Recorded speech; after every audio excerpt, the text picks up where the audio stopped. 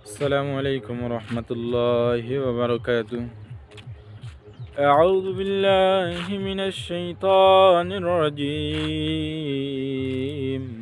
بسم الله الرحمن الرحيم. মহান আল্লাহ রাব্বুল আলামিন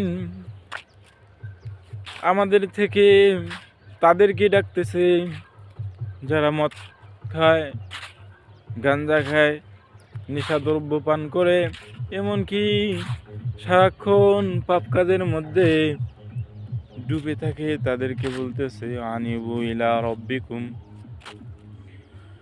হে বান্দা, তুমি যতই পাপ করো না কেন, তুমি তোমার রবের দিকে ফিরে আসো এবং তোমার রবের দিকে ফিরে এসে ওয়াসলিবু লাহু, তুমি তার নিকট আত্মসমর্পণ করো। আল্লাহ রাব্বুল আলামিন আমাদেরকে এভাবে ডাকতেছে, তুমি তোমার রবের দিকে ফিরে আসো এবং তার নিকট আত্মসমর্পণ করো।